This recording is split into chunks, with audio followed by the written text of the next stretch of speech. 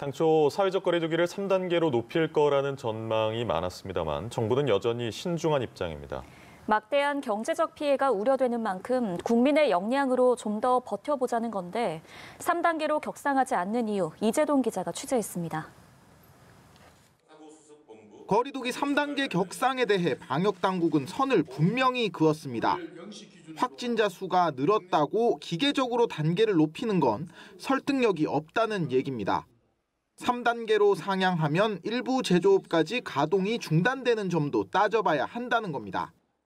정말 3단계가 우리가 갈 수 있는 준비가 되어 있는지, 또 3단계 실상이 어떤 것인지 국민들이 충분히 알고 있고 거기에 대해서 대비하고 있는지, 이런 것들이 더 많은 논의돼야 된다고 생각을 하고 있고, 전국의 선별 진료소를 늘리고 역학조사를 강화해 확진자를 떨어뜨리고 있는 것도 아직은 버틸 수 있다고 판단하는 요인입니다.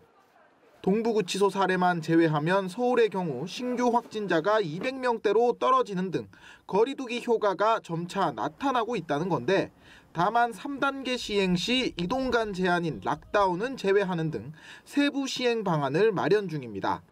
생필품을 파는 영역에 대해서는 대형마트든 소형마트든 다 허용을 하고, 생필품과 좀 무관한 영역에 대한 상점들은 집합금지로 적용하는 방안 등등을 현재 논의하고 있고, 특히 3단계 격상에 영향을 미치는 병상 부족도 이번 주 중으로 해결된다는 점에서 아직은 지켜볼 대로 판단하고 있습니다. 방역당국은 이번 주 중환자 치료 병상을 318개로 늘리고 증상이 무겁지 않을 경우 나이에 상관없이 생활치료센터로 갈 수 있도록 하는 등 관련 기준도 손봤습니다. 하지만 걱정스런 목소리는 여전합니다. 그러니까 이제 유럽이랑 미국의 상황들을 보게 되면 이렇게 한 2, 3천 명대까지 올라갈 때는 이렇게 완만하게 올라가지만 그 이상 되면 급격하게 이제 올라가기 시작해서 비수도권에서도 확진자 증가세가 심상치 않은 데다 60세 이상 확진자가 크게 늘어난 점도 우려를 키우는 대목입니다. 연합뉴스TV 이재동입니다.